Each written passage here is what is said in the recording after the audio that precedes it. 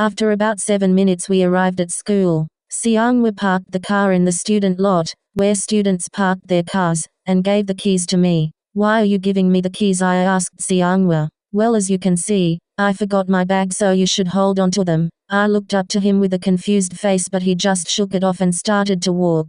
I followed behind him along with Hongjung and Jongho. We entered the building, which was also on the first floor. We took a right and went down the hallway with all the lockers. Well, this is my stop. See you guys at lunch, said Jongho as he went into his classroom. The next door down was Hongjung's classroom. He waved and said that he'd see us at lunch. Me and Siangwa's classroom was on the second floor. We both have different homerooms, but we had the rest of our classes together. Don't lose my key or I'm going to drop kick you, Siangwa playfully said as he rubbed my hair, making it slightly messy. I can't make any promises, I said as Siangwa made his way to his classroom. I walked across the hallway and I saw my classroom. No one was in the halls, so I assumed that I was late, but I never checked my phone for the time. I peeped my head through the little see-through part in the middle of the classroom door. I didn't see Mr. Lee. I let out a small breath of relief and opened the door. I walked in with my head slightly down, now looking at anyone. I went to my regular seat, which was all the way in the back.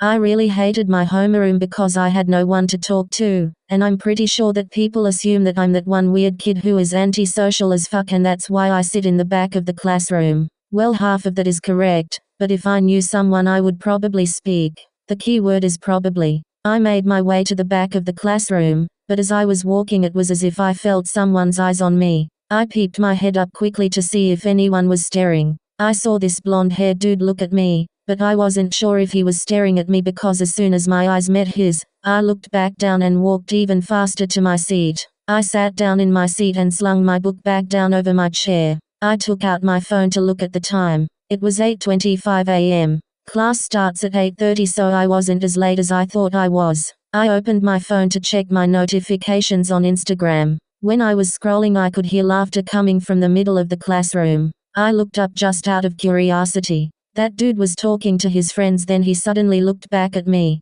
He had no expression on his face, just a blank stare. He then turned back around and started talking to his friend. The dude beside him was laughing loud as fuck, and the other dude in front of him was just shaking his head at him. Must be nice, I said to myself as I began to daydream again. I was shortly brought back to reality when I heard the door open. It was Mr. Lee.